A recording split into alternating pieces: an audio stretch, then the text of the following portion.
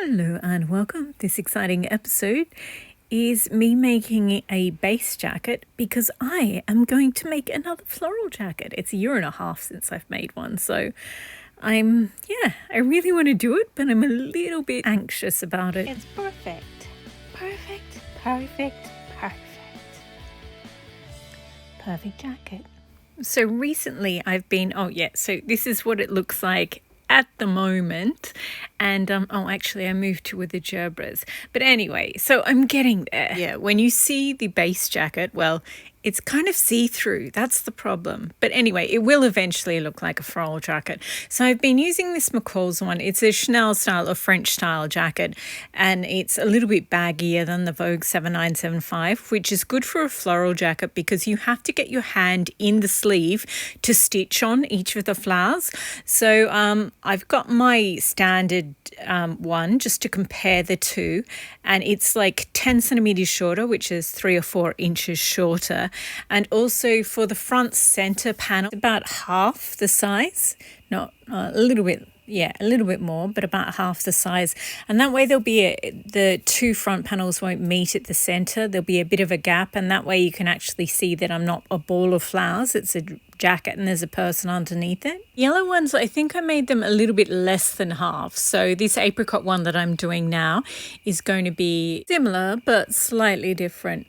So I'll show you the 3 jackets. The sort of acry one on the left is the Vogue 7975, and it's really slim fit.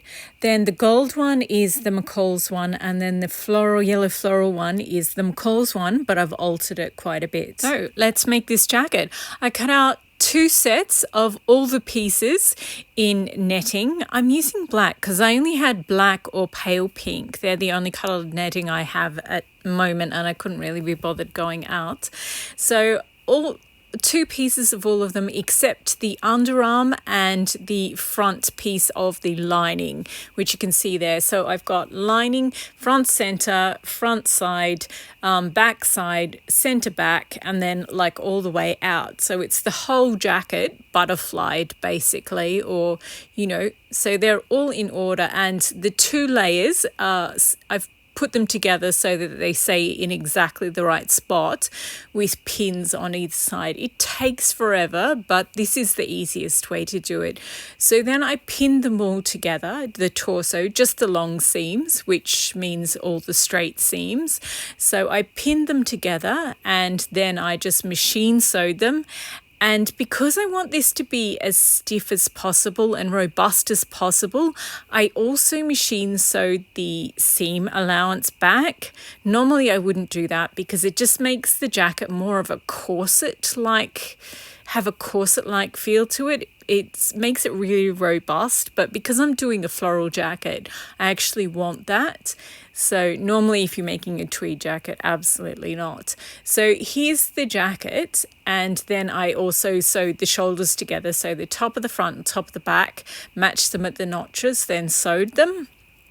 And here we are. It doesn't fit on the mannequin because I haven't done the neckline yet, but it will give you it was just the camera was having a really difficult time picking it up, and I thought, well, maybe if I put it on the mannequin, but yeah, I have to do the neckline first and then it'll work out. So I took it down, and doesn't it look amazing? It's so sculptural. Anyway, so again, the camera wasn't picking it up, so I just ended up in frustration. I stood it up by itself. So the structure is quite robust, and doing those corseting the seams was it's good. It's going to be difficult to sew through, but it's actually good structurally, like it's structurally sound. And then I did the neckline, so you just machine sew where the neckline is, and then you clip the curves, and then in this case I machine sewed it around because I want the neckline to be really robust because it's going to get a lot of weight. And when you're stitching the flowers on, you sort of have to turn it inside out, then turn it around the right way again, then turn it inside out. It's really fiddly, and so you need a really, really strong neckline so that it doesn't like break or accidentally tear or anything like that.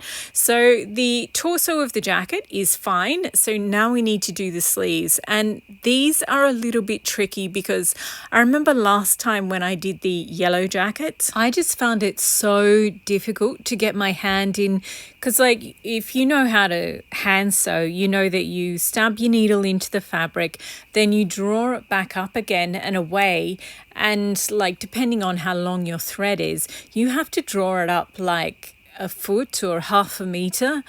And how do you do that when your hand is trapped inside a sleeve? It's just incredibly frustrating, and every single one of these requires, you know, a couple of dozen stitches, and you can't use a tiny bit of thread because that's only a couple of stitches worth. You have to do, like, some of them required 50 stitches or 100 stitches to get it to pin it in all the different places and stitch it down in a way that looked like it wasn't stitched down, if you get what I mean. So it was just incredibly complex. So I just vowed, right, I'm going to do flared sleeves next time for sure.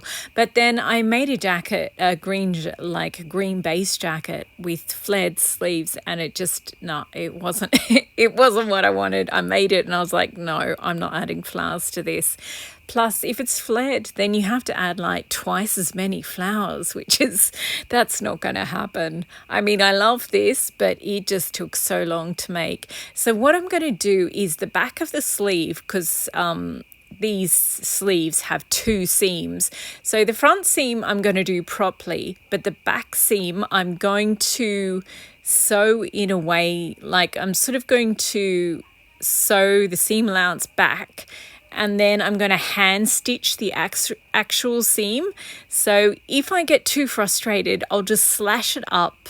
I'll just undo my seam up to just above the elbow, and I'll be able to get my hand in and do the stitch on the sleeve, on the leaves and the flowers, and then I'll be able to stitch them back up again. If you've made costumes, you'll know exactly what I'm doing. But yeah, so I've cut out 2 of the upper and only 1 of the undersleeve, because I think last time I did 2 layers on the upper and 2 layers on the under, and it added to my frustration on how I was how difficult it was to sew the flowers onto the sleeves. So I've only machine sewed the top section of the back seam on the sleeve, and I did sew the rest of it, and then I folded back the seam allowance and I sewed that back. It's really complicated and I do not recommend this to anyone. But then, yeah, I turned it in the correct way, and then I hand stitch the seam together. So it will be much easier to sort of cut it open if I have to. Hopefully I won't have to. But, oh my gosh, the amount of frustration I had when I was doing the yellow jacket. So I've got that there, and I think just knowing that I have it there might be enough, because sometimes it's just frustrating knowing that you did the wrong thing, and this way I've done it, and if I have to undo that seam, I'll just do it, and then I'll be able to hand stitch it back up again. So then I set the sleeves. Again, this was 2 layers of the stiffest netting I could possibly find, so it was very frustrating to do. It's infinitely easier to do it by hand, but I was on time constraints. I'm doing a video a day at the moment. So anyway, once you've done the machine sewing, then you clip the curves. So just cut notches into the third of the bit under the arm, then push the seam allowance back into the sleeve, and then you hand stitch it once from the outside, and then turn it inside out and stitch it once again from the inside. But as I said, I'm doing 1 video a day at the moment, so I haven't actually done that hand stitching yet, but I will after I finished editing this and uploading, because uploading's taking a little bit of time at the moment, so I just thought I'd do this first, then do that. So here's the jacket, and yeah, it's a lot more see-through, because last time with the yellow floral jacket I also put a layer of muslin or really thin woven cotton over the top as well, so it was 3 layers of fabric, 2 netting and 1 of the really thin cotton. So yeah, I'm not sure. I'm kind of planning on using black silk for the lining because I usually just wear the floral jackets only with a black t-shirt underneath, a really plain t-shirt. So not that that means you have to wear black lining, but anyway, so I got out the 2 bags of flowers. Now, if you're just going to like use a glue gun, then you need about 150 flowers. But I'm going to do mine the proper way, like hand stitch everything on. So I've got like 30 big ones, I think, and then a bunch of dozens and dozens of medium and small medium ones, and then some other small ones as well. But I've also got some bead clusters, which are like globs of beads that you hand make from all different smaller beads. And then I've also got some large orange beads and some foliage as well. So I want it to so it is a lot of flowers, and I'm not sure I'll use them all, but I feel like I need to have them all there so I can just cherry pick the ones, because you don't want all the apricot ones together. Like see the iris and the gerbera daisies are kind of the same colour, and so are the peonies.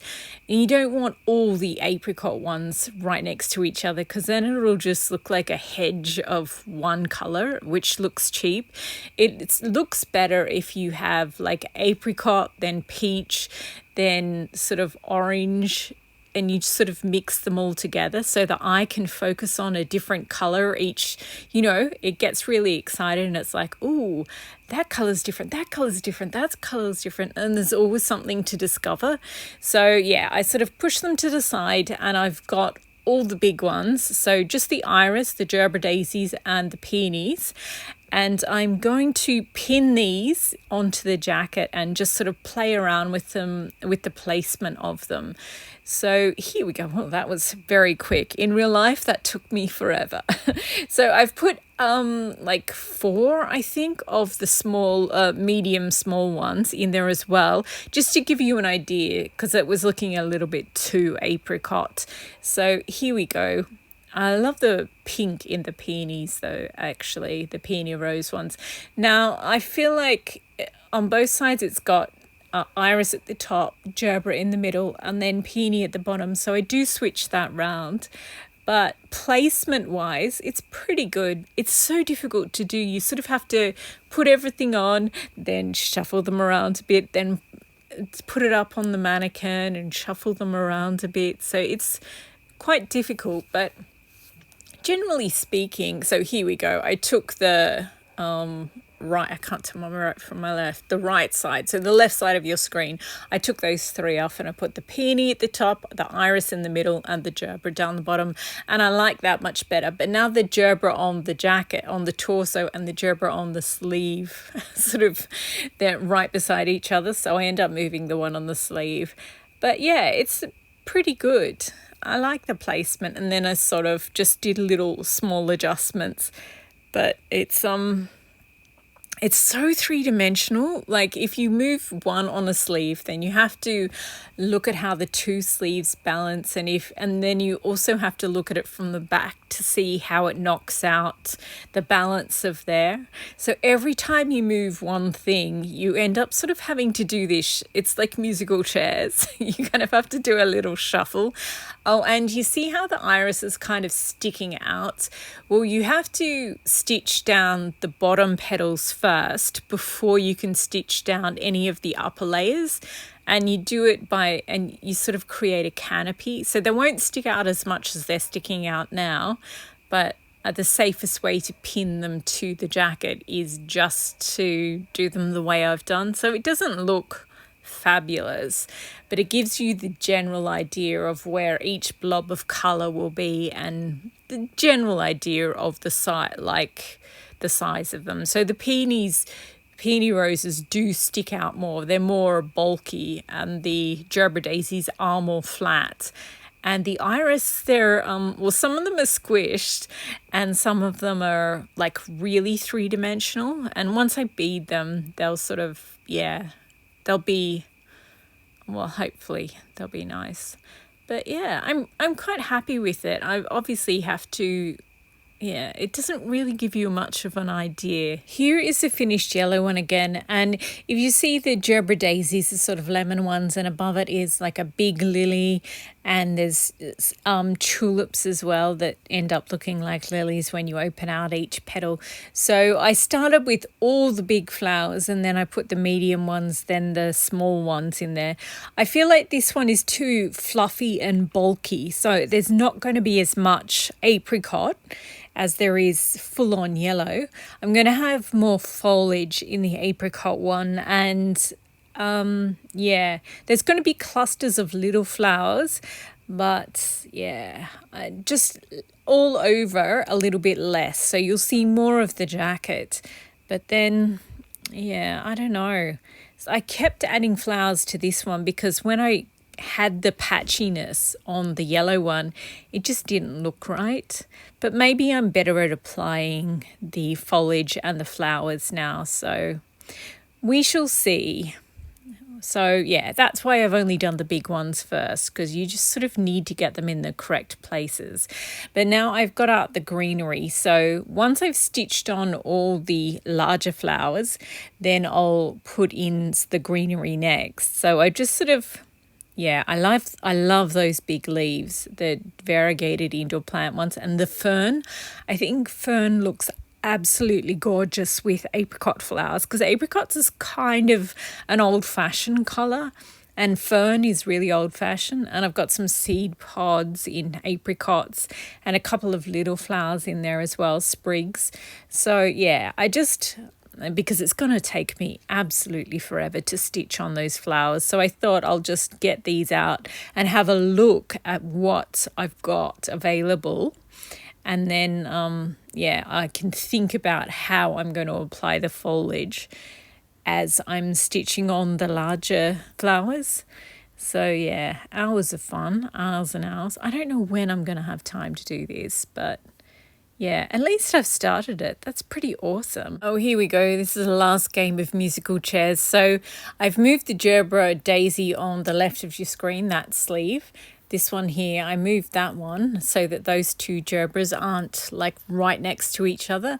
And then I also had to move this gerbera daisy so you could see it from the front, whereas you could really only see it from the side previously. So I think it's more balanced now. And I think there'll also be some large foliage, large leaves in there. So that will sort of help where I know there's some spots where there's no apricot flower. So yeah, but this is good to begin with. So I've got so much work to do, and now I have to clear away all the foliage too. Anyway, that's it for this video. Yeah, I've just got so much to do, but I can't believe I've already achieved this much in one day. So that's pretty awesome as well. And I'm happy with this base jacket. I wasn't sure about it. It's really hard to see because it's black and yeah, it's basically see-through. You can see it when I put it on the mannequin that has the print on it. So that's good. But yeah, working with it, oh my gosh, it's a nightmare. Soon enough, there'll be flowers and foliage on it anyway, so I won't actually be able to see the jacket. But yeah, I don't know, it's just so frustrating. But yeah, it's pretty exciting too. So many flowers, so many things to choose from. It's so much fun making. Like, technically, it's so incredibly demanding, but and really frustrating because you really have nowhere to stitch and you have to try and make every single stitch invisible. Oh, it's like this most impossible task, and then you end up with this jacket and people are going to be like, oh, glue gun, that must have been fun to make, and you're just like, oh. Clearly it's not made with a glue gun. But anyway, yeah, it's really satisfying. Once it's finally finished, it's really satisfying. So I just have that to look forward to. Anyway, thank you very much for watching. I hope you enjoyed. And yeah, there'll be at least one more episode, probably several, on this jacket because they do take a long time to make. Anyway, thanks again for watching and happy sewing or glue gunning. Each their own.